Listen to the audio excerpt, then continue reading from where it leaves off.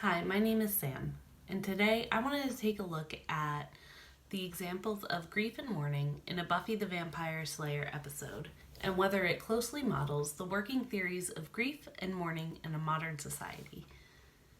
In this episode of Buffy the Vampire Slayer, titled The Body, Buffy Summers finds her mother Joyce deceased on the couch. The rest of the episode takes a look at Buffy and her friends and how they react to after finding out about Joyce's death. Within the Buffy series, there are many, many deaths. There's almost a countless number of deaths. I'm sure there is a count somewhere online, but endless amounts of death happens. Unfortunately, this one is the only one that is not supernatural. The difference in this episode is that instead of something such as demons or vampires doing the killing, is just a natural cause, and that's what's tripping up Buffy. The tone of the episode is somber, heavy, and reflective. Joss Whedon, the creator of Buffy, actually says that he set out to create an episode of Buffy to capture that first day of grief and the boredom of the first few hours.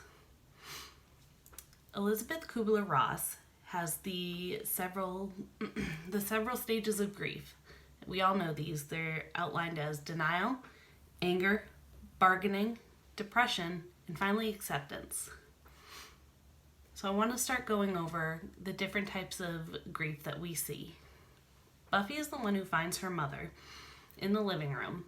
In the short scene of Buffy calling the ambulance, waiting for them to arrive, and moments after Joyce is declared dead, we see a few different models of grief. Buffy is unable to process that her mother cannot be saved.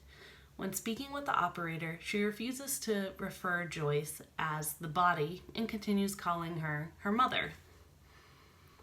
Buffy she even goes as far as imagining alternate realities where Joyce is brought back to life and everything is back to normal. She shows a little bit of survivor's guilt as well by picturing that she came home just a little bit earlier and she's able to save her mother. As life outside continues as normal, Buffy is inside and her world is destroyed. In one scene, you can even hear children playing outside, cars going by, as if nothing ever happened. The end of Buffy's scene ends with Giles, her librarian, and her watcher, arriving and rushing to tend to the body. Buffy acknowledges the changed state of her mother by finally calling her a body and not her mom. Buffy then has to support her younger sister Dawn, and now she is the adult in the situation. This is her acceptance. When Dawn asks where Joyce went, which Buffy responds that she's not there anymore. She acknowledges that although the body used to be her mother, she is no longer there. Willow, one of Buffy's friends, is displaying avoidance at the loss of Joyce. Willow is desperately searching for this one blue sweater, as if wearing that sweater was going to change the outcome of Joyce's death. Willow is only focusing on the sweater as a means of avoiding a bigger loss. She's focusing on one aspect of that day, finding that one sweater, while actively ignoring the bigger picture of Joyce's death.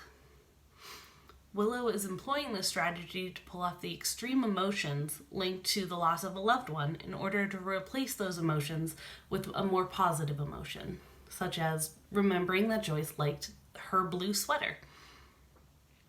Xander, another friend of Buffy's, is introduced by going to pick up Willow, and in a show of disorientation, Xander leaves his parked car in the middle of the road. He doesn't park it in a spot. He just parks it right in the middle of the road. He's so focused on picking up Willow that he doesn't even care about parking in a regular spot. Xander's also searching for someone to blame for Joyce's death. Xander blames the doctors for letting Joyce out of the hospital a few episodes ago and not being more careful, and he even suggests that this is the doing of their supernatural enemy, a demon named Glory. She could have had something to do with this death. In this supernatural realm, Xander has trouble accepting that Joyce's death was a real one.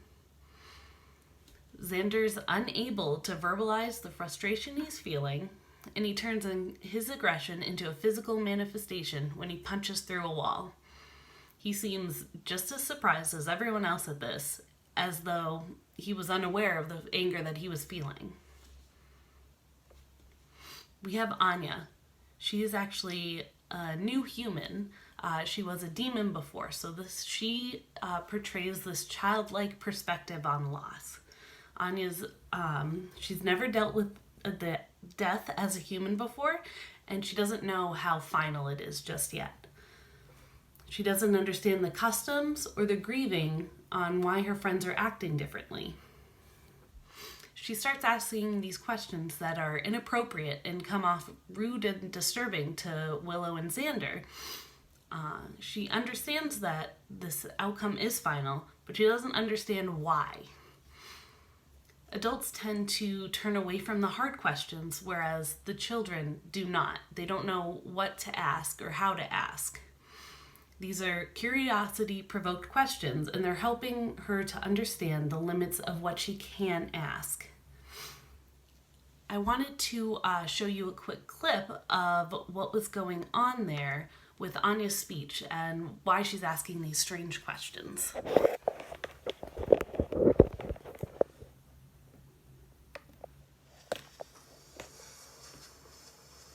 Are they gonna cut the body open? Oh my God. Would you just stop talking? Just shut your mouth. Please. What am I doing? How can you act like that?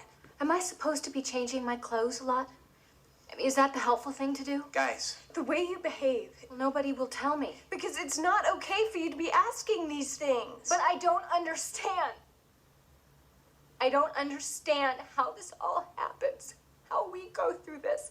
I mean, I knew her, and then there's just a body. And I don't understand why she just can't get back in it and not be dead anymore. It's stupid. It's mortal and stupid. And Xander's crying and not talking, and I was having fruit punch, and I thought, well, Joyce will never have any more fruit punch, ever, and she'll never have eggs, or yawn, or brush her hair, not ever, and no one will explain to me why. So as you can see there, Anya shows a childlike reaction to death because she doesn't understand and she doesn't know what's happening. So she asks disturbing questions. She's disrespectful, but she doesn't mean to. This really shows how a child would react to death inappropriately. So there are many, many portrayals of grieving and mourning in TV. A lot of the times they're not too accurate, and sometimes they do hit on the mark. The ways that Buffy, Willow, Anya, and Xander portray their grief and mourning is rooted in modern theories and supported by recent studies by grieving peoples. The feel of this episode is noticeably different. It's very somber, and Joss Whedon was able to portray these working models and theories of grief in this episode of Buffy the Vampire Slayer. Through this analysis, we can kind of see that although grief is unpredictable, nonlinear, and it varies from person to person, it is possible to translate realistic and meaningful grief and mourning into an hour of a supernatural drama television show. All right, thank you.